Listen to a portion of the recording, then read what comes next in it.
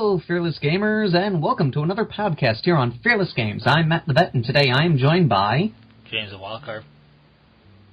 Phil. Yeah. Wait, Yeah. James, were we interviewing someone today? Phil Kelly? I mean, I'm shocked. James, did you get him? No. This is...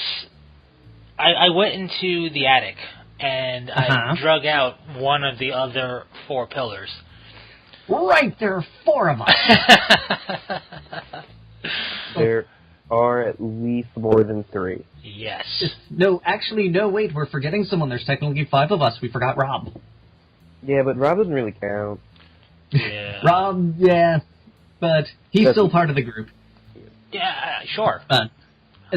Long time no see. How you doing, Mr. Phil? Feels good. I don't know, I'm alright. Nothing positive, but nothing negative. You know, that's a good state to be in, to be perfectly honest. Not really.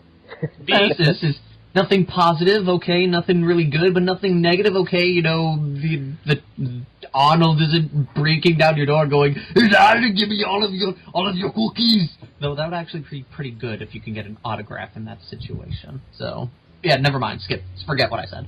But, like, what if I don't have cookies? Because I don't have any cookies right now, so... Well, then you could get the autograph. Firstly, number one, rookie mistake to never have cookies. You should always have some cookies around. That's a fair point. You know, and especially from where you are, you know, Cookie Monster, man, it's courtesy. It's true. A Cookie Monster has to live within, I think, 10 miles of where I am. Roughly. I mean, do you know how to get to Sesame Street? I'm pretty sure Sesame Street's supposed to be in, like, the Lower East Side, so it's just across the bridge from here. So so you do know how to get. How to get to Sesame Street? Awesome. I mean, I can get you, like, within a couple blocks of where it's supposed to be. Well, that's good. That's good. We got to go adventure there one day, because I really want to meet the gang. I mean, we watch them all the time, but... Well, that's all the time we have for today, so... Yeah, no, that's it. Good talk. Well, I guess we should talk something hobby-related. I mean, there's a lot of... Yeah, there's stuff, of course, from the typical Juggernaut happening, because, you know, thing... They're always brewing. They're always brewing, and some big things happen there, but I believe you said you had something to say about something not GW-related. Yes, but that's more of a... It's something that could lead to a topic of discussion, though. So if we want to hit new stuff, we can then jump back. Well, we could at least do news in the Juggernaut world if somebody wants to give their 2 cents about it. Fair game. If not... Sorry, you're still talking. Let's just talk about GW first. Just get over with. Very well. So, big first thing is the leak that happened this week. We have the 3rd book in the Gathering Storm campaign, even though the 2nd book isn't out yet at the time of this recording, called Rise of the Primarch. Apparently, Gilliman is coming back. He is woken up from his nap. He's a little cranky. That's why he's not happy with the Imperium. And he's joined... He's a real man. Yes, he's joined up with a Grey Knight, the Grand Master of the 3rd Brotherhood. I guess that's a company, I guess? Basically. I don't know Grey Knights? Brotherhoods are companies. But I thought Stern was there. You know, it doesn't matter. This is a cool model. I think something in this whole Gathering Storm thing, I guess Stern dies or gets elevated. I don't know. Sometimes it's both at the same time. You never know. Because apparently Shrike, that Raven Guard dude, apparently he's now Chapter Master after the Demos campaign. Apparently the Raven Guard Chapter Master was killed by a bunch of Tau, and so Shrike went, or Shrike, or whatever you pronounce his name. He's named after a bird. It's Shrike. Yes, I knew it was a bird. I Wait, can't remember how you Kyvan Shrike. And they made him Chapter Master because he's like, you were good at killing Tau. But anyway. But, you know, it was just good, because most people thought he was anyway. So. Yes. Yeah. And no one remembers anyone else from Raven Guard, but also Raven Guard doesn't matter because they have a non-centralized governing force. It's true. Because, why do I know that? Because you like Raven Guard? True. I mean, it's that. No, I'd be more concerned that you knew something about, say, an army you've never played or even knew existed. That would be like weird. Gene Stealer cults. They have limos. Gene Stealer cults got limos, right? Not anymore. Oh. Now they got Your work trucks. information is out of date. But anyways, and he also is joined by Cypher. GW is apparently Cypher. I didn't hear that. Yes, I don't know if you know. You know how there's been like a box set with 3 dudes in it. Yeah, because we talked in depth about the last one because Celestine. Yes. Well, this one is the new one that's coming out is Eldar with the new avatar of Igned. It's really weird. Phil Kelly pronounces his name weird, and I'm like, that doesn't sound like how it's spelt. But anyway, it's him, this bladed dude who's a sword dude, and this the voice of the new god of death. And in the Rise of the Primarch, it's Rupert Guilliman, who is wielding the Emperor's sword, apparently. Yeah, I'm really curious how he got that. Someone made an interesting point. There's apparently in the Space Marine Codex a relic called, like, the Burning Blade or something that is... It was found on Horus's ship, and it was the only thing not corrupted by chaos, and they were like, we don't know what to do with this. Here, Ultramarines, you take it. So some people think maybe that's the Emperor's sword. That'd be pretty funny. When Mr. Gaiman, Robo Gaiman, however you say his name, is it Guilliman Gaiman? I don't know. Guilliman Gaiman, Robo. According to all the audiobooks, because the big thing is when they make the audiobooks, there's certain names that they always make sure you pronounce correctly, so it's pronounced the same in all the books. His official pronunciation is Guilliman. Yeah. Okay, well, Guilliman, I guess when he woke up, he's like, hey, I know that sword. Give me that crap. Basically. And the tech priest from the first box set is like, I made you new armor. And he's like, awesome! But he's also joined with this Grey Knight, who is his trusted advisor. He is the Jafar of Space Marines, I guess. And Cypher is there. And because typical GW, he's the tragic hero, maybe. Well, typically, they're doing it, their classic going... Cypher is joined up with Guilliman to assist him in helping save the Imperium. Or is it to destroy the Imperium? Listen, Cypher was, and forever will be, or should be, a minor character that is the nemesis of the Unforgiven. Yes. Not anymore. Giving a minor character the lead acting role in anything is never a good idea, especially when it's force-fed down your throat. So. And with this, it's apparently this big, huge campaign where Saint Celestine and the Eldar and everyone's going to join up, and because apparently Guilliman wakes up and Macragge is under attack by demons and the Black Legion, and he's like, I shall save everybody! And everyone's like, it's a Primarch. Awesome! Well, that's quite the alarm clock. What time is it? Demon o'clock? Oh no, oh boy, I'm late. Look at the time. It's just that GW, these leaks, they're leaked on your Warhammer community page. You're just you're giving us a sneak preview. You really can't call that a leak. Yeah, GW. You can't worry about leaks anymore. You are the greatest leak. Goodbye. Well. I do kind of like, honestly, even though it's obvious where the leaks are and all this stuff, how they play with them, like the recent one with the Rise of the Primarch. They did a video where it's Duncan. Praise Duncan, always thin your paints, 2 coats. It is always 2 coats. For this paint, you're going to need 2 thin coats. For this paint, you got to get to this consistency, and for this paint, you're going to need 2 thin coats. Well, Duncan doesn't wear a cardigan. 2 thin coats is all he needs. Wow. That was actually really well done, and I hate you. I can't take credit for it. That's been on the internet for forever. Okay, then I've gained or lost respect for you in equal amount. Yes, nothing gained, nothing lost. So he's sitting at his desk, he's like, and apply 2 thin coats. Apply 2 happy thin coats. 2 lovely thin coats. And he's just, like, practicing saying 2 thin coats.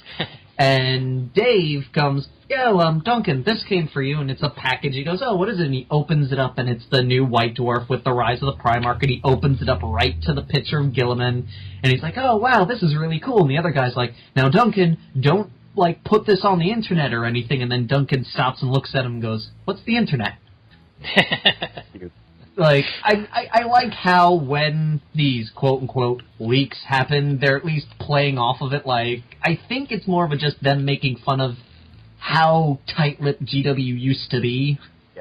Yeah. I mean, considering how the rumor mill used to be back just a couple of years ago, they're just going in a different direction. Like you know what, we might as well just release things slowly over time, do the same thing Wizards of the Coast does with Magic, where there's a couple of sites that they just give stuff to a little bit earlier than everyone else, and they let, news spread that way instead of having ridiculous rumor created. Exactly, because Plastic Thunderhawk or a special character Tech Marine, that'll never happen. Which, actually, that is something that's interesting that happened at the next thing that happened this weekend, which was the Forge World Weekender, talking all about the new Horus Heresy book, Adeptus Titanicus, some interesting things in there. Adeptus Titanicus, apparently, if you played Epic, if you played the original Titanicus, you can see where they're going, but they did do some different things with it. I haven't found much info on that, except for I want to play it. Everybody likes giant robots, end of story, even if it's in a small scale. It's a giant robot. You dig giant robots. I dig giant robots, and chicks dig giant robots. It's true. It's true. Especially when they're fighting giant floating heads of Bruce Campbell. Mm-hmm, in Jersey, because no one cares about destroying Jersey. It's true. Every day! Every day! Yes. One of my favorite episodes of that was when he just wanted a Slurpee, and every time he went to a place that had the Slurpee machine, a monster would attack. Yep. To be fair, in my own headcanon for that show, I'm just assuming they destroyed different cities in Jersey, because I don't know about you, but I can't tell the difference between Trenton and Atlantic City. Okay, I really can. And the, what's the other one, Hoboken? I don't know. Yes, Hoboken, because Raoul is from Hoboken.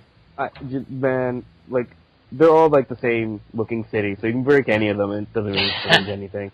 And I always loved the last episode where he fights Gundams. Oh, yeah. I never actually seen the last episode. The last episode, he goes into a parallel universe, and in this universe, he took over. And he got rid of the Magus, and everyone has these basically rip-off Zakus that are like a rip-off of original classic Zakus and like the flying Zaku wannabes from Wing, and the whole Leo joke, or the Ares? I think it's the Leo. Well, because there's flying Leo, and then there's the Ares, but the Leo is the Zaku. And it basically, the whole joke is throughout the whole thing, because the main character just keeps going, hey, if there's one thing I hate more than villains, it's me! I mean, him! I mean, you know what I mean! And that's like the running gag, because he keeps talking about himself, realizing he sounds like he's talking about himself. Got it. And the other dude, his evil version, basically took over and is like, you know what, I'm bored. Hey, you came from another dimension? Oh, that means I can go to yours. I'm going to slip in and take over your world because it was fun doing it once. Oh, so he becomes Kang the Conqueror from Marvel. Got it. Basically. Okay. But anyway, so in this, also some other things that they dropped at this Weekender was, there is a picture in the new Horus Heresy book, and it's a Thunderhawk, but it doesn't look right. The wings are picked down a little bit, there's some little designs in the tail, like there's some alterations to it. And at this one seminar that they had, they're like, okay, they post a bunch of pictures and they go, you can ask us anything about anything in these pictures. And one person goes, what about that Thunderhawk in that one picture? And they goes, we can't talk about that right now. So anyway, and now, of course, everyone's going, Plastic Thunderhawk is real. Listen, yeah. It's one of those classic age-old rumors that maybe will eventually one day come true, but I highly doubt it. It's just like, as Phil said, back in the old days of rumors, I can remember all the way back in 4th Ed, the new Dark Angels Codex, when they, it was in 4th Ed, but it was built like a 5th edition codex, so it was like, that's when they started doing it. when Samael and Belial actually got named instead of being Master of the Deathwing, it actually was named. But which is funny. They're in the Second Ed Codex. They're just not the Masters of the Deathwing or the Ravenwing. Exactly. They're different. They're not. Curious. What were they in that book? Keep going. Belial they were both company masters, and they both ascended to their roles. But I remember when that codex was rumored. First off, it was like, what? Jet bike? And then they were like, yeah, and there's going to be a special character, Tech Marine, and it never happened. And then the Space Marine Codex, and then the Space Marine Codex for 5th Ed came, and it went, no, seriously, this time, special character Tech Marine, because Iron Hands, which would make total sense, but it didn't happen. And then Blood Angels happened, and they went, it's going to be a special character Tech, and it never happened. And then, we got a conversion beamer. And then, of course, when the Apocalypse book came out and they had that one picture of the Thunderhawk hanging out with, like, the Storm Talon, everyone went, that's a plastic Thunderhawk! I know it because GW only puts pictures of plastic things in their book, so it's gotta be made of plastic. Right. So it's like, I'm just waiting for the next incarnation of some type of Space Marine Codex, and I want the Tech Marine rumor to be started again because, why not? So, and some other interesting things is they've said that apparently the Horus Heresy book series is going to now be 15 to 20 books total. Which is so far? It's book 7. Book 7 is coming out. It's not out yet. In July. Look, this came out 2011, 2012 is when it first started. Roughly, yes. They are on. Let's just say 2012. I think it was the very end of 2011, if it was at all. They are on. This is, they're going to go over time because this is the last year of their 5-year span I gave them to, at the very least, have every Legion fully covered. Mm. And look at it. What do we get? We got in book 6. We got real quick blurbs. I didn't give you anything for the 3 they put in there: Dark Angels, Blood Angels, and White Scars. Book 7 went back to the way of doing things with Thousand Suns and Space Wolves. Great. Book 8's going to be Dark Angels and Blood Angels. When will the White Scars? Yeah, but they've already been covered. Yep. So the White Scars are being left out in the cold. So it's okay. They'll be fine with the cold. They're used to living on the steppes.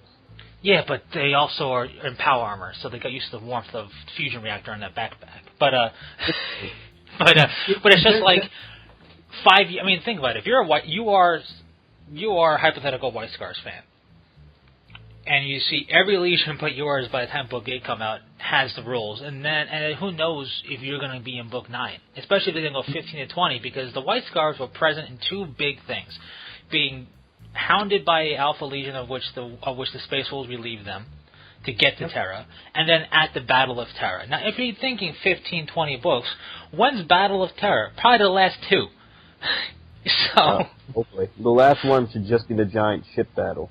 Right. Supposedly now, I don't know how true this is. I did hear a rumor once that the Siege of Terror wasn't going to be the end because they were going to do some of the aftermath stuff in the last book. Well, yeah, but that's the Horus Heresy ends on the bridge of the Vengeful Spirit, and then what they're going to cover is the very beginning of the Age of Darkness. Supposedly that's when they're going to do like the Fall of Caliban and all. Oh yeah, that's all post Heresy cleanup when the Imperium goes, "You done a bad thing," and they push them all the way back into different warp storms. But it's just like the one thing that I don't want Forge World to do is the Black Library effect, where there's still not done with the novel series. Yes, like I said, there are some armies out there like the Imperial Fists and the White Scars, the White Scars especially, that they're just sitting there with their armies, like, not getting any love or anything. And Phil, you know how that feels, being a Sisters player. I was going to be silent about that and be like, oh, army's not getting updates, eh? Feel real bad for you. Yeah, I feel bad for the Sister players out there, because when we all saw Celestine and the Seraphim Worth, we were like, that is cold, GW. That is real cold what you're doing. They look good, at least. What got me was really annoying, like, when you go on, like, okay, at least they gave them, are there any, like, little, like, sister, like, battle groups on the website, and there aren't. It's all like, battle group for this. It's like Philistine, and all these Black Templars. This thing, and all these Black Templars.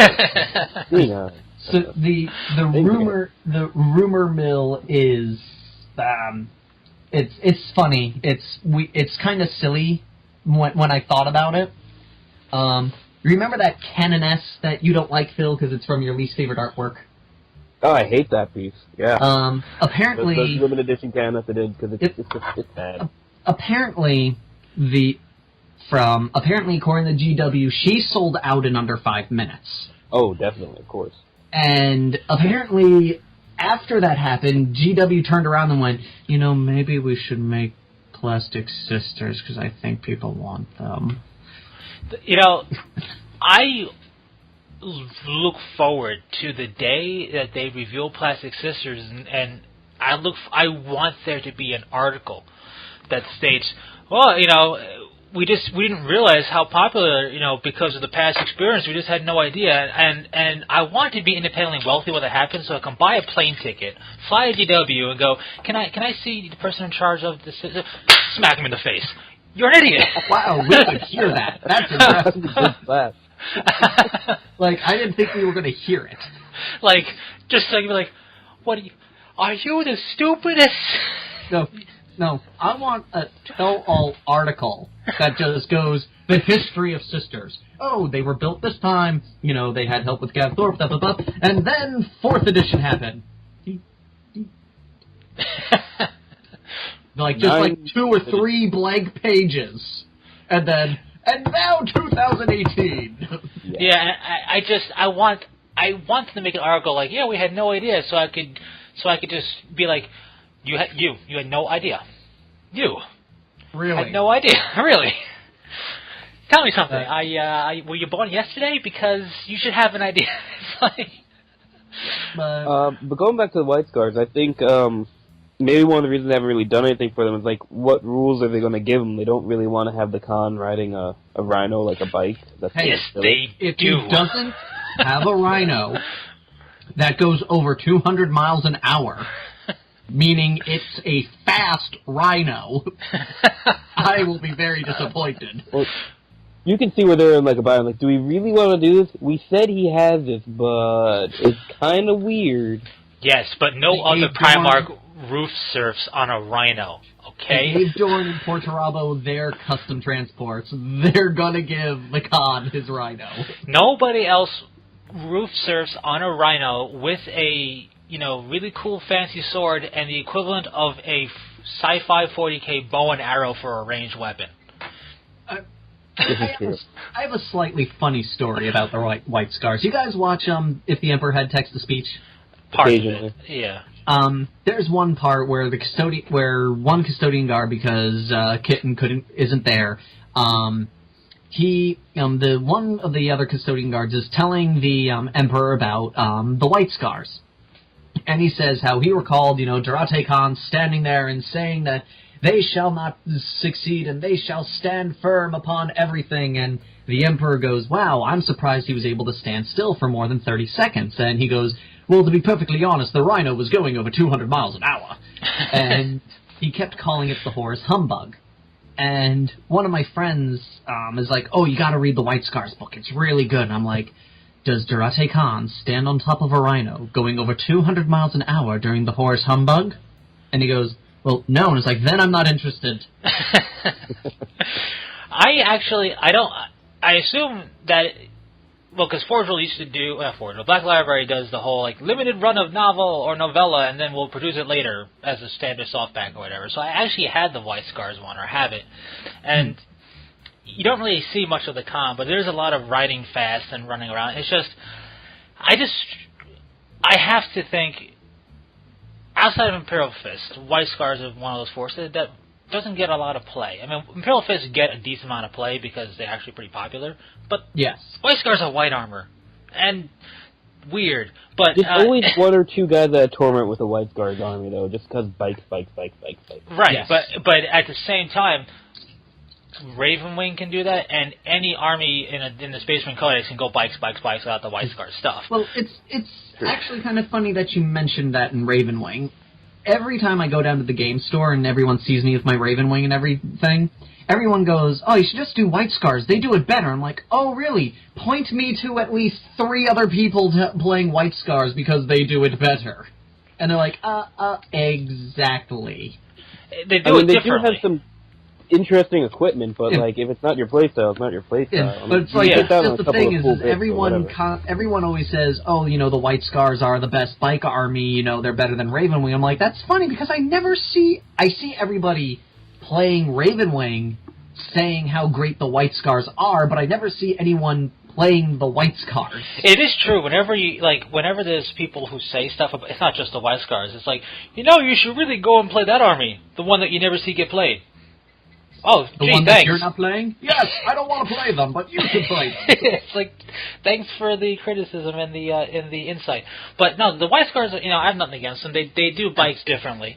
It's a different play style for bikes, if you can imagine. But it's just like,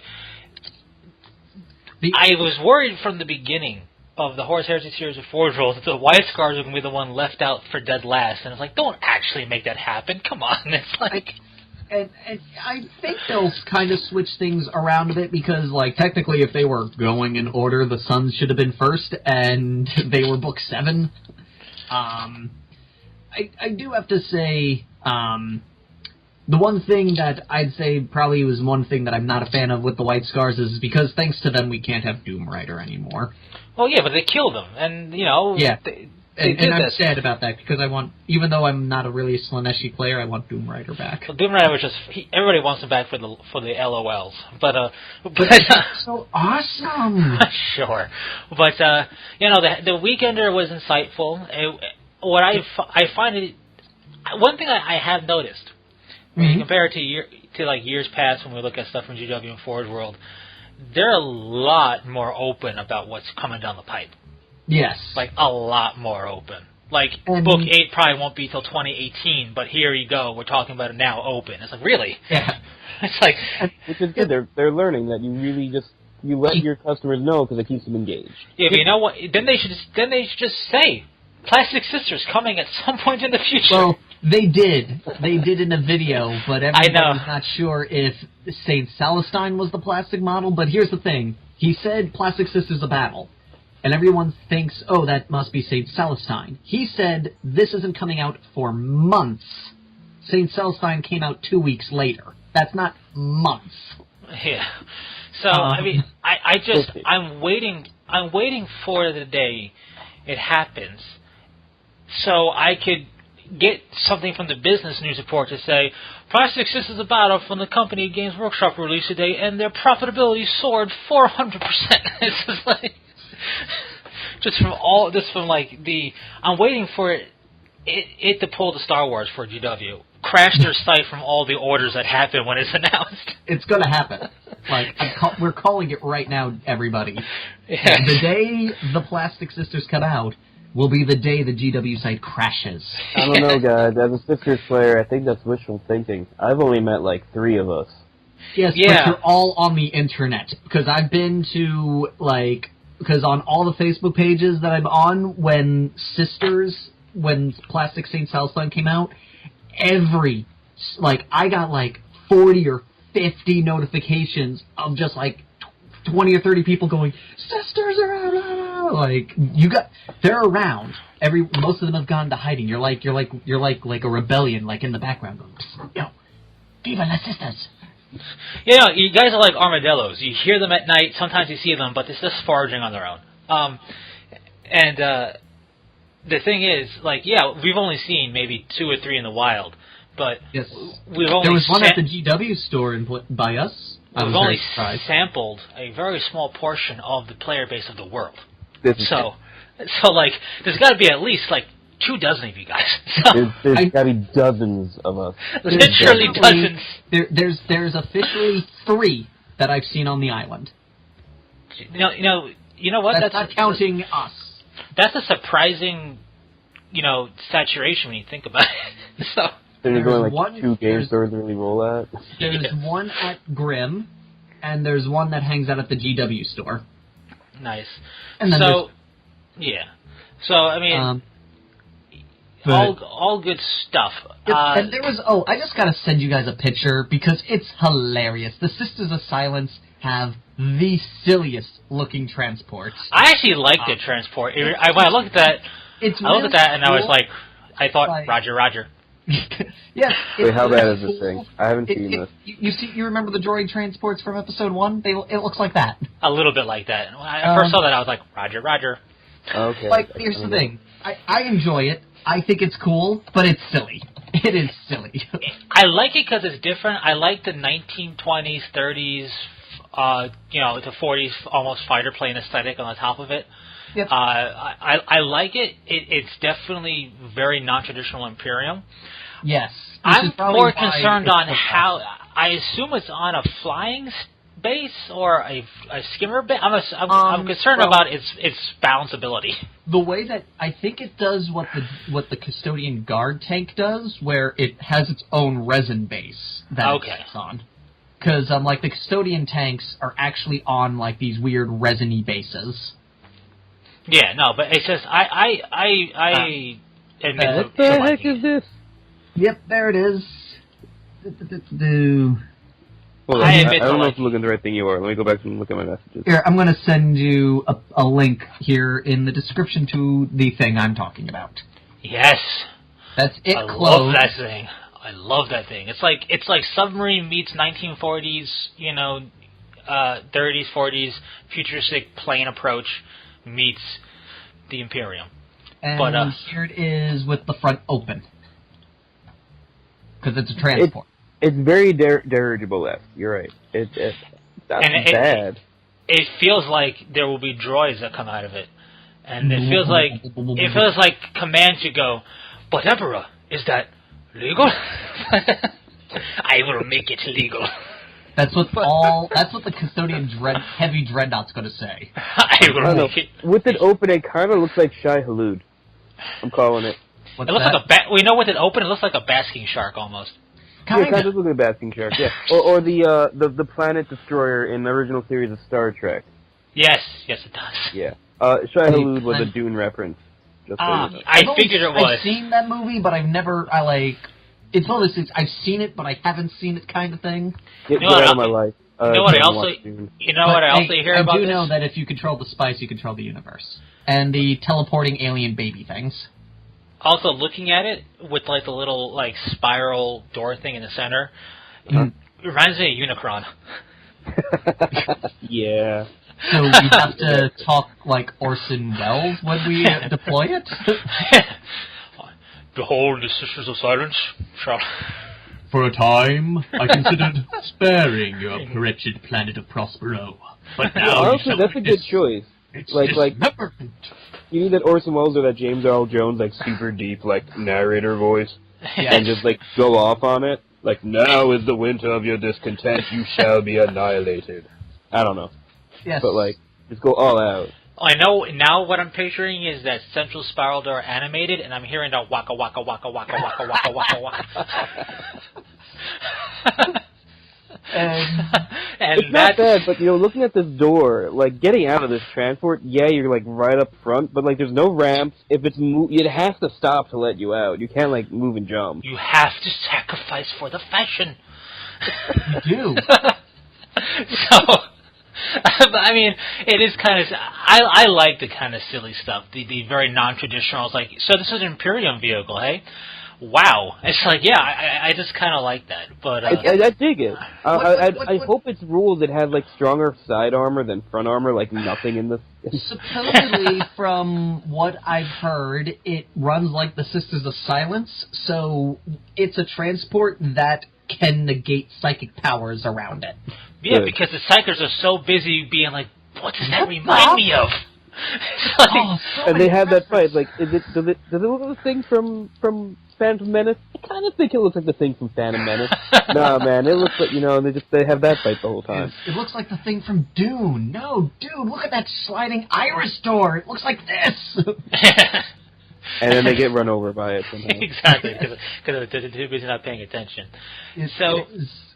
So yeah, lots of good things, and some cool Custodian Guard stuff. Some cool Thousand Suns stuff. The Contemptor Dread for the Space Wolves is kind of cool. Nope, it looks very... Space Wolves and cool in the same sentence. It's a lie. It's not Murder Fang or whatever he's called. Yes, it's not Murder Fang, but for some odd reason, you remember, Grey Core, the guy they made up because they realized Bjorn wasn't the fell-handed during the Battle of Prospero? Yeah. He's got rules and Bjorn doesn't. Yeah, because, don't you know, Bjorn is now transcended to the role of Giger. But, I'm curious now, some people are like, I'm now wondering if he ever existed ever beforehand. If that name existed anywhere. It probably was a random name, just like they have from the card game era, maybe, I'm opening up Prospero Burns and seeing the cast list of that. If you look at the card game art, in the book, there is somebody there who looks like Logan Grimnar, whose name is Logan, but he's from the Horus Heresy time period. It's not the same guy. It's how many, Norse-esque, Wolf-esque, Viking-esque Space Marine names can you make up that people can pronounce, right? It's like... It's kind of like how when you read the Death Watch books, the role-playing books, and you look at the Dark Angels, and it goes, suggested of Dark Angel names. I'm like, why is Astelin in this book? Yeah. Why would anyone want to be named after him? It's also like when you see those in, for example, Dark Angels, and then they recommend, suggested names. Azrael. Yeah, the chapter master, that'd be great. Let me put that name. Corsaine. Yeah, it's like they put all the names that are half the names are in use by characters, so if you're trying to not be confused, it is what it is. But, it's actually funny with that is supposedly there's a theory running around now that Cypher may be Corsaine. Because of something Luthor because Cypher is the phantom of the figment of the imagination of the secret of the... Shut up, GW. But, a lot of cool stuff that came, and if I may, I would like to switch gears. Yes, we can. Uh-huh. So, Catalyst Game Labs does BattleTech. Yeah, they do. And they have recently put up for sale BattleTech BattleMech Manual Open Beta. It's a PDF open beta for miniature gaming. It's $10. If you take a survey, I think you still get an active coupon code to get $5 off. Mm-hmm. So $5. I purchased $5 if you want to give them 5 minutes of your time. Yeah, I purchased it for $5 that way. And what's cool about the survey is, it looks like Catalyst Game Labs might actually be trying to breathe life into the BattleTech series, not just rely on the niche gaming group that plays it. Because the survey is really, questions and stuff asking, they're trying to get a hang on who the fans of the series and the setting are, what they are looking for, what they've done, what they want. It's what the survey is about. So, interesting. This PDF is 150 pages of pure rules. It's classic BattleTech rules, so it's still hex grid and everything, but it's an open beta, meaning the rules are subject to change when the final version comes out. And the thing is, it's not going to change that much when you look at the history of the game. So you're basically, for $10, getting rules that you never have to steer away from with your gaming group. You know what I mean? If your group just plays together, you just buy this once, and that's all you need. It's a PDF so you can read it on virtually any device.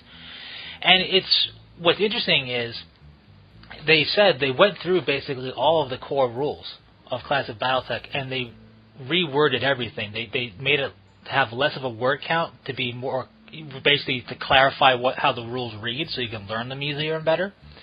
And I was reading through some of the rules, and some of the stuff is a lot clearer, which is pretty cool.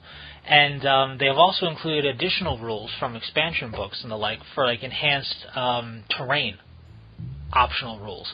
One of the ones was actually pretty cool. It was pavement.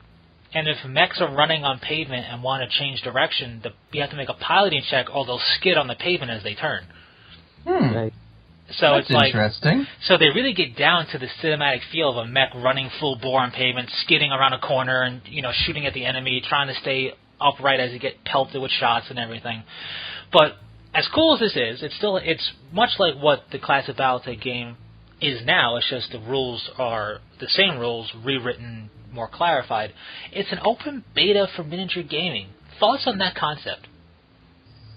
Go with it. Right now I'm reading been playing with a lot of Gundams recently. I've been going through the open source build fighter stuff off of the Reddit. Nice. Which is kind of the same thing. Which, by the way, the guys are great. They wrote some good rules, and there's a lot of confusion parts, and they should really fix it. Did you please set your GP base? I have no idea what you're saying. Please set your GP base. You're saying something about build fighter stuff. I don't get it. I just care about Gundams. You bought a GP base stand. Oh, right. Yeah. When they go to those, it goes combat mode. Start up. Please set your GP base. Beginning plasticity particle disperser. Please set your gunpla. Can't watch. I'm trying to watch Build Fighter. It's not working. Ironblood Orphan is freaking amazing. Go watch that instead. Emma! Yeah, that looks interesting, the Ironblood stuff, but it's well done. But beta rules. Going back to actually on topic, I think it's a good idea. There's a couple of role-playing books I've been looking into. Also, like just giving people like a little bit of a smatter in the rules and a chance to comment, and then since it's a PDF, you can go back and change it real fast. Yeah, exactly. Yeah, I like it. It's $10 to buy, and there's been a little bit of backlash on the interwebs because people got to complain. They're like, why do I got to pay to play test? And I look at it going, you're not getting quick start rules. The quick start rules are still free to download to play Classic Battletech. You're getting literally all the rules you need. Granted, it's specifically battle mech, so it's for an all mech engagement. No vehicles or infantry. Those rules will probably come in its own book, redone. The rules are out there, just done like this will probably come out later. And while they specifically state buying the open beta does not give you a free upgrade to the final version, obviously, I think what could appease a lot of people is like, oh, it's $10. When the final version comes out, we'll give you a $10 off coupon for the final version.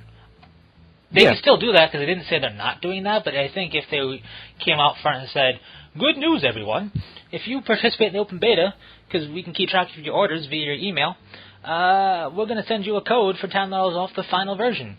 Or they just send you the final version, or whatever. Well, they can't. They're not going to give you for free because it's going to be more money than it's $10.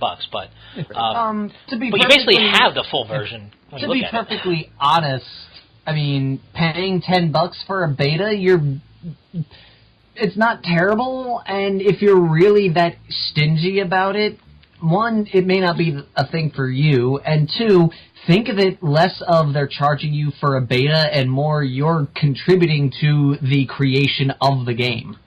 Exactly. Your $10 isn't. Their $10 isn't going right into their pockets. Their $10 is helping them advance the game. I mean, when it comes down to it, really, though, on my side of it, just whatever about advancing, it's still $10 to try out a rule system. With wargaming, considering most books are like $40 to $60, and you need more than one. Bargain playing is not a bad idea. No. Yeah, it's true. I mean, I'm all for it. I like the concept, and I look at it as here's $10. Nothing gets a company to feel like you are backing up what you want and what you're saying than when you put your money behind it. Yeah. So if you're like, I want Battletech to get new rules. I want Catalyst Game Labs to try and build, popularity back into the game to try to get it a bit more mainstream or back into the mainstream media like a little bit. Well, say that all you want. Here's an open beta they put out because they want to update the rules. Now you go and you put your $10 behind that. You combine that by the number of people who do that, and what you got now is proof that people will go, yeah, I want that. So, I look at it as if they did a free open beta with condensed rules, just enough to get you playing and feeling how the new rules changes are, anybody and their cousin will go and do it. It doesn't mean a thing. You put some money behind it, $10, don't get a combo meal for lunch one day and you got almost enough money to buy it. And you're expecting me to give up my combo meal? Yeah. But, you monster. Right? But, so you do that, and now you got some greenbacks backing up your word, and that says something to a company. Just like, that's the whole reason why that sister sold out so quickly. They put money behind the fan base put money behind what they wanted. And that's the thing that I think a lot of people forget in anything, not just miniature gaming, video gaming, and whatnot. Put your money where your mouth is, and companies are going to listen more. Yeah. Another thing is also, like, with this, like, kind of reaction is, for lack of a better term, using other sources as reference and expecting everybody to do the same. Like, going off this, PC games and such, the beta test is usually free, though a lot of them nowadays, no one seems to realize this, you have to buy the game to get into the beta test, so you're technically paying for that part. Yeah. With the whole Team Greenlight, you're paying to play alpha half the time. Yeah. But it's like, so everyone expects that to transfer over. It's like a good example that I can use that I was experienced with is Nintendo, real quick. When the 3DS came out, it was like $250 or something. And then 2 months later, it dropped to $200. Nintendo went, for those who bought it at $250, here's a bunch of stuff for you that equals out to $50. Then the Wii U came out, and it was $300. Then, 1 year later, the Wii U dropped to $50. The first thing everybody went was, so we're getting a credit of $50, right? Because we deserve it because you did this like you did the last time. So, a lot of this whole, as you like to say, James, sometimes, is I feel this is like a knee-jerk reaction. People go, beta, $10, what? Flip a table! No table around, give me a table to flip, because that is absurd! And because... That's a lot of anger to go look for a table. It is, but, it's like that thing. They see one thing, they expect their experience from another thing with the same name to be the same experience as another, and it's kind of like, for lack of a better word, almost like an entitlement feeling, I feel, with this kind of reaction. No, that's the right word for that. You expect to get the same treatment every time, in every situation, even though not all situations are the same. Well, yep. Exactly, and I look at it as, I find it interesting that, there is no need for Catalyst Game Labs to even have for purchase an open beta version of this thing. They could have just waited till they felt they were confident with the rules and sell the final product. So this is pretty cool to see them go, hey, check this out. This ain't final. This is real cheap. Play it. Have some fun. Give us feedback, basically. I will have to also say, I have to give props to them to keep going with it. Because, to be perfectly honest, I thought BattleTech went the way of Specialist Games, and it's no longer around, and it's just the fans playing the game, keeping it going. No, BattleTech would never die. I gotta give credit. Is surprisingly tough to kill. It is, and I give credit for them to, never give up the fight, no matter how low the popularity goes. I just gotta give credit for them to just stick through it and try new things and try to be creative without completely changing the core of the game and making it lose a little bit of itself with it. Yeah, you're right. And I feel like Catalyst Game Labs, I don't know if I know they have it under license from Topps. So first off, Topps owns BattleTech, mind blown, right? But so for miniature gaming, the card game, the card company, yeah. Wow, the guys that make baseball cards. Yes. No wonder they haven't done anything forever. Exactly, and Catalyst Game Labs is like their gaming arm, I guess, right? Most likely. And they have BattleTech and Shadowrun, which are both Phaser products, back in the day. So I look at Catalyst Game Labs as being a bit of a late bloomer, finally understanding we got to put effort into this and see what happens. I mean, they did that with the introductory box set. It won awards, and it should have. Phil and I were able to open up, put the map down, flip to the pages, follow the rules step by step, and we weren't lost at all. That was a good book, the box. Yeah, it's still available for $59.95.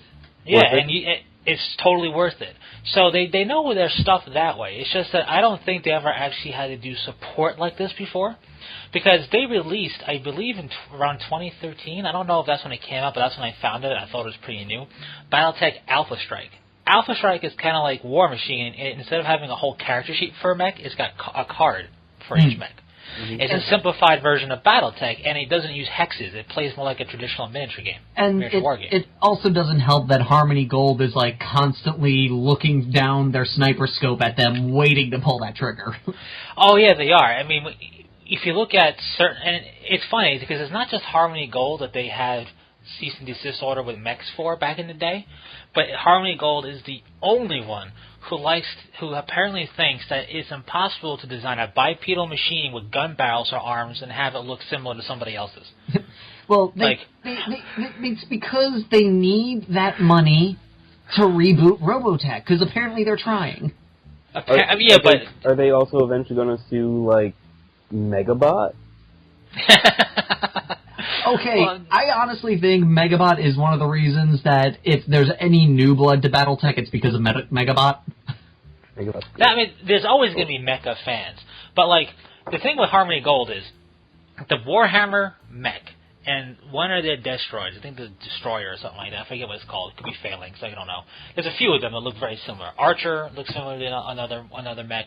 It's like, okay, these are bipedal machines. Okay, got it. 2 legs, right, okay, great. They have guns for arms. Big gun barrels for arms. Okay, great. They got missile pods on their shoulders. Oh, okay. And they're kind of boxy because it's a machine built for war. How dare it look exactly like mine, or as they would say, although there are similarities. BattleTech back in the day came out and said, look, we took inspiration from other companies because we really like those designs, and we incorporated those design concepts into some of our mechs. And yeah, we'll our bad. Some of them are just basically your designs with a different name. Our bad. But also some of them with gun barrels for arms and missile launchers on the torso are going to look similar to other things. It's like how different can a gun barrel look? Apparently, they're also the reason why nothing new for Robotech has come out in the States because of the licensing trademark law such that they bought is kind of stopping it. Yeah, it's a weird they're literally preventing their own franchise from coming over to the States because of how messed up their lawyers and their contracts have gotten this license for them. Yeah, when we think about it, when did Harmony Gold kind of first get this license? What it was in is the 90s. 3 companies were involved. That's the issue. Yeah, because remember, this is when Harmony Gold got the stuff with this. We have to think back toward when we were, younger, we lads, right? And how messed up was the whole anime scene for companies to get stuff over here? Pretty out of the weird. We had Zero the Hero, okay? So I don't want to hear it, but so we had, it was insanely messed up. Samurai X and Rurouni Kenshin, Dragon Ball and Zero the Hero. A lot of terrible things happened at that time as things got sorted out to be where it is now, and that's where Robotech came to us from. It's all sorts of screwed up. So, and therefore, BattleTech dealing with lawyers from multiple sides for stealing certain things, maybe. But MechWarrior 5 is announced, that's coming. And what I really like about Catalyst Game Labs is they're finally organizing their stuff in their storefront. It's a lot more organized now. Alpha Strike's a little bit easier to find. But that was going back to Alpha Strike. When that came out, that would have been a great way to try to get some limelight, some attention. Hey, check out this more, modern miniature war game playing BattleTech game. Same scale, all the mechs that are existing can be used for it.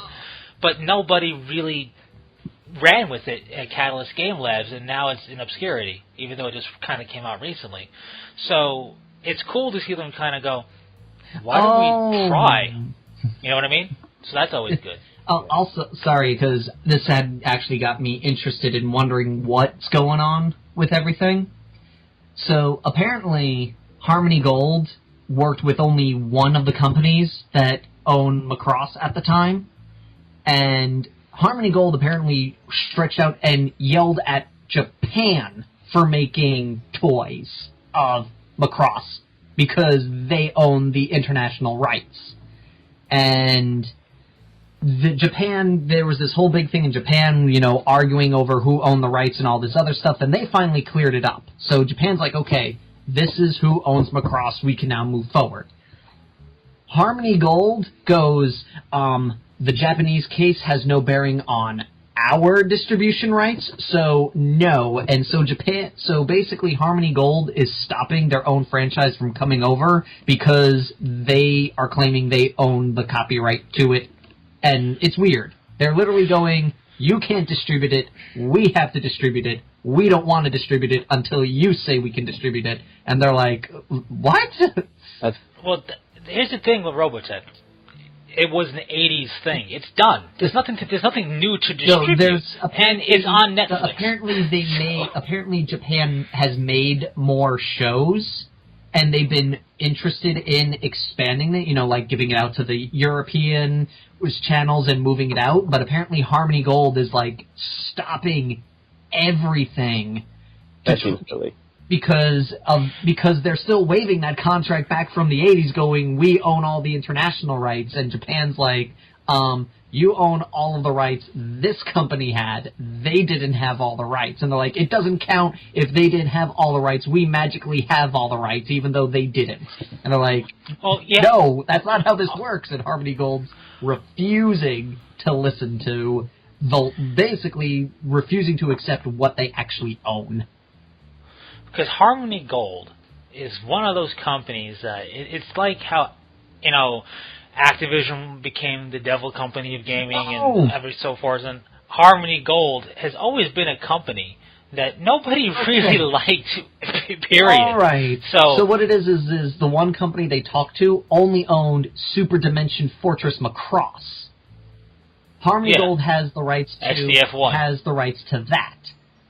Harmony Gold is claiming, even though the other company only owned the one show, their rights gives them ownership of all the other shows, even though it wasn't in their contract. That's super dumb. That's the official stance. That's because SDF, Super Dimensional Fortress Macross, the SDF1, that show is 20-something episodes, right? When you look at, if you have Netflix, fearless gamers out there, you can go and see Robotech, and you can see there's a whole lot of episodes there. Yep. The reason they're claiming they have access to everything is because they took shows that were the equivalent of Power Rangers this, Power Rangers that, but don't have any real link to each other for the most part. Crammed them together. And they crammed them together. So, for example, Miria's baby has blue hair, or green or blue hair in Macross, or Robotech Macross Saga. The very next saga is supposed to be her as the main character, but she's a blonde, because she was never meant to be that. She was supposed to be somebody completely different. They spliced all the stories together, and in a way made it work if you ignore things like hair color and history of the show.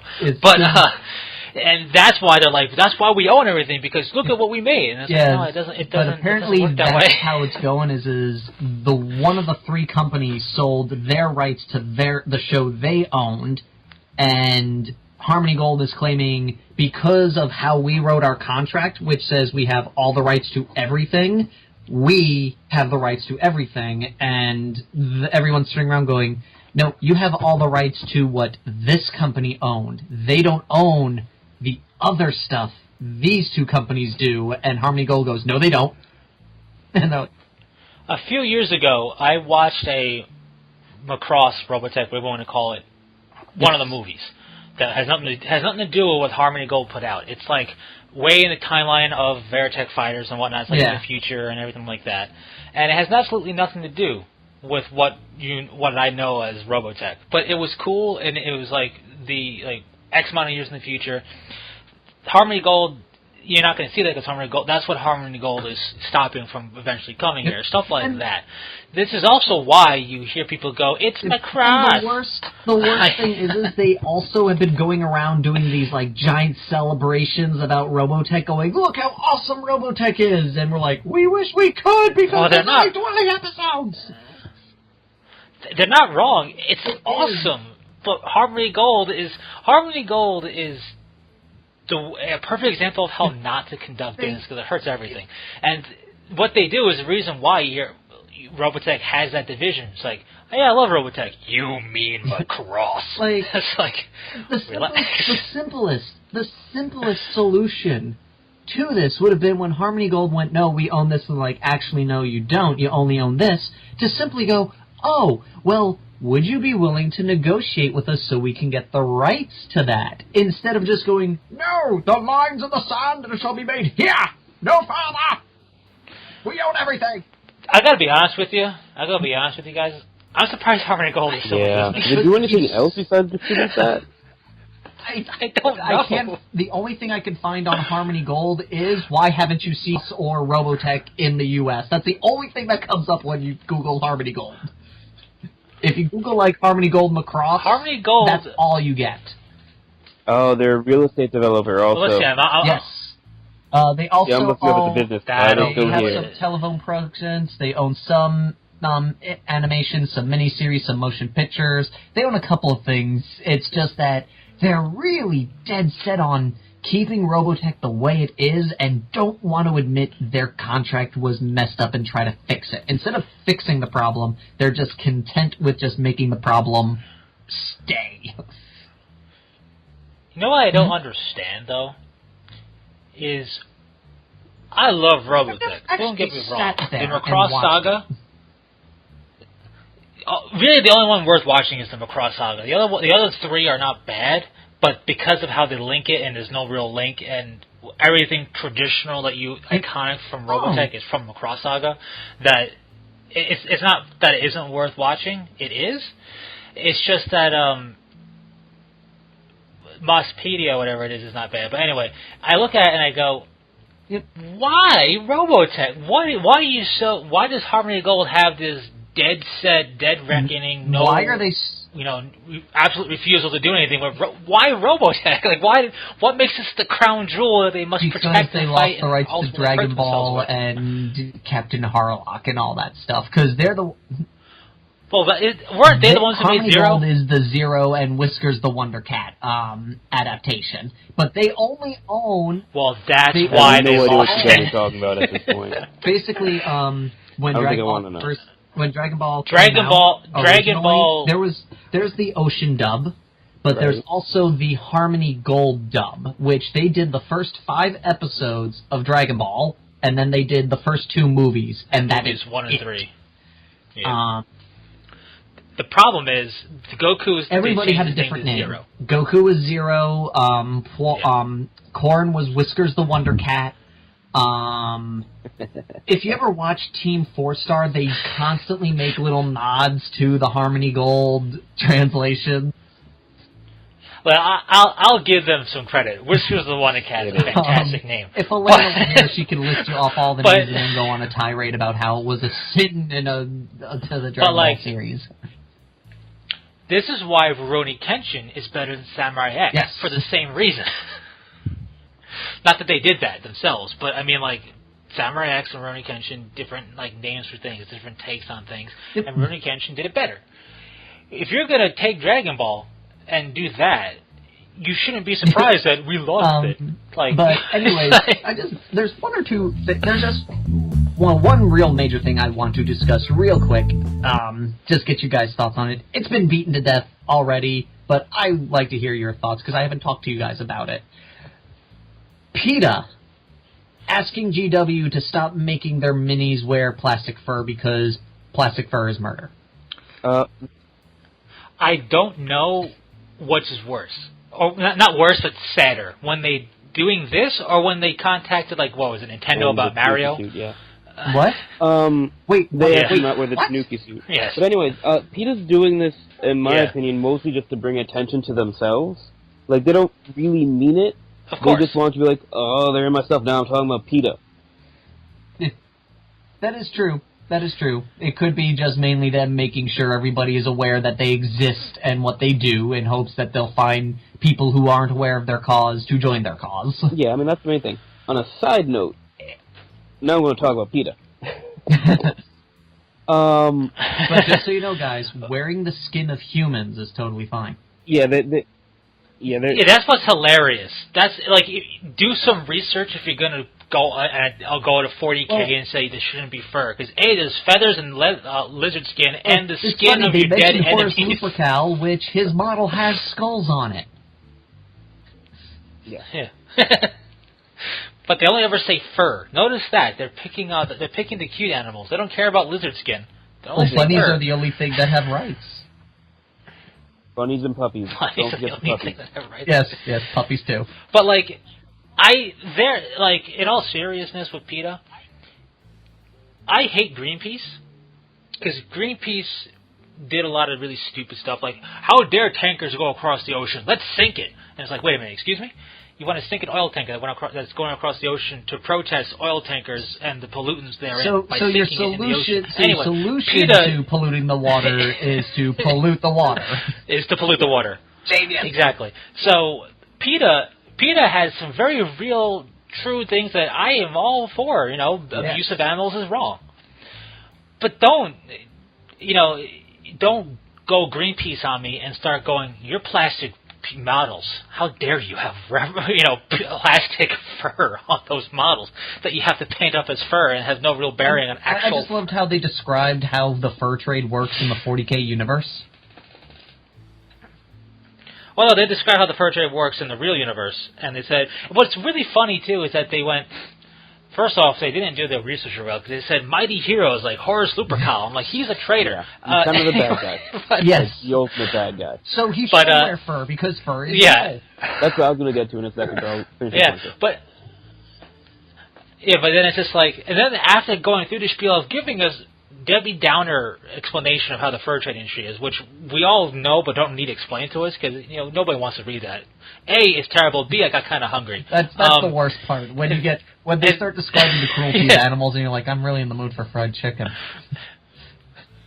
Yeah, and then at the very end, it's like, yeah, we acknowledge this is all completely fictitious and really doesn't matter, but it matters. And it's like, oh, really? You just destroyed your own argument at the end of your letter. Part of it's like, there are things like it matters because you're teaching people certain things, right? Like it's okay to do this or that.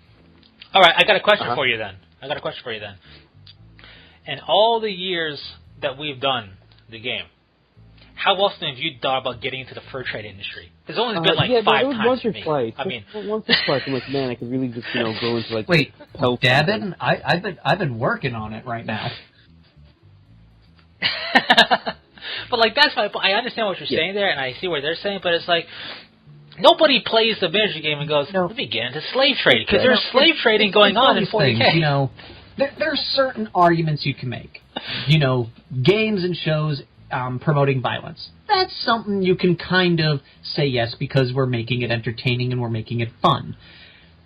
But, like you said, there's certain things, like you have to sit there and really look there going, are these people going, yay, war is fun? Or are they going, my dude's wearing fur, yay, wearing fur is fun? Also, if anything, it makes me hate fur even more because I hate it. It is annoying. But what I want to bring up as a concept to rebut against them is, because they're always like, it's bad and you should treat it as bad. It's like, well, you look at a fictional universe that has villains in it, or bad people, especially 40K, where technically no one's a good guy. And anyone that thinks anyone's a good guy is... Nobody at all. You need to see people doing bad things in that universe. And yes, we know they're wrong, but it helps build the depth of the universe, seeing bad things, and then you can make your guys or your heroes, I don't mean to use guys as in male, you know what I mean, your heroes, whatever, male, female, or whatever they are. It doesn't matter. Can be against that. Yeah. And it's like, people that complain about there being like, I remember someone complaining about Firefly with like, a character being like, Firefly being anti-feminist because one of the characters is really hateful towards women. It's like, no, that doesn't make it anti-feminist. That makes that character anti-feminist, and that might be the point, because that guy's a bad person, or they have a character flaw in that sense. And 40K is like that, too. You could have most people that wear fur in 40K are bad guys, or white wolves, or what are they called? Not white wolves, space wolves. White Wolves is an RPG company. That's dead. And space wolves suck anyway. It was a world! Terrible people. Space wolves are dumb. They're like the worst of all the hero characters. Like, find a better, primal warrior group. Find, White Star to follow. They're much better. And they don't wear fur on most of their arm. But no, that's cool ponytails, though. Also, they do. They have amazing top knots. The thing is, it's also the same concept of, we don't want to portray this. It's like, well, if we take that one step further, let's not learn about history. We don't want to portray the evilness of it. So let's be doomed to repeat it. It's like, but also at the same time, it's like, okay, the fur industry, yeah, I get it, pretty bad. You don't like fur. But massive genocide kind of trumps that. on all accounts in the 40K universe, against people, against aliens, being xenophobic, genocide. The non-caring genocide. Take it even a step further. It's not like genocide through hate sometimes. It's just really genocide through I moved a decimal point on a fact sheet. Yeah. Oh, I think... Also, the genocide of better 10 million innocents died. I think the best is where they say nothing on the battlefield is worse than... Nothing on the bloody battlefields of Warhammer's war-torn world could match to the horrific reality. I'm like... No, yeah, and they're 100% right, because that's a real-world problem, and this is a game. And I'm just sitting there going... really? Okay. But it's just bizarre, really. And look, at the end of the day, if plenty of people like us who trash it and make fun of it and bring up how they also contacted Mario or Nintendo about Mario and Tanuki suit. And then what's funny, what did they do? Well, they gave him a cat suit. It is but true. Anyway, and a beef suit. And a flying squirrel suit. And but if at the end of the day, we make fun of it and a lot of people will blast them for it. If it makes one person go, I wonder what their message is, and join up and agree and do it, then that is probably what their point is, and that is good for them. You're right. Yeah. Good for them, but at the same side, GW, just leave it at that. Don't acknowledge it. Don't do anything unless you want to go ahead and remake some Space Wolf kits right now with more fur. Just add them physically killing a wolf and attaching it to their armor. Oh, dude, if I was the guy that got that letter, because I'm that much of a jerk. I would have given them a free Space Wolf Battle Force. I would have called the design studio right now and go, okay, Ted, stop what you're doing. I need a new model. Oh, what's the model be? I don't care what it is, put fur on it. Everywhere. But make sure it's not its fur. And, make sure it's somebody else's fur. Joseph, I'm going to need you to go ahead and get our studio painted up Space Wolf Army and donate it to PETA, please. Thank you. All I would do is I need a new mini with a free rulebook, and it needs to have all the belts, and it needs to be called Pelter McPelterson. But what's funny is I know Matt did this, and tons of people on the internet did this the day of that letter, which when I first read it, I thought was a joke letter, but. Some people went, so what do you think about these flight ones? It's like they literally flay the skin of people from their bodies, wear it, and then stuff their faces, their non-existent gullets, with their flesh. But that's okay. But don't you dare touch that bunny. It's it was like this thing I made a silly meme where it's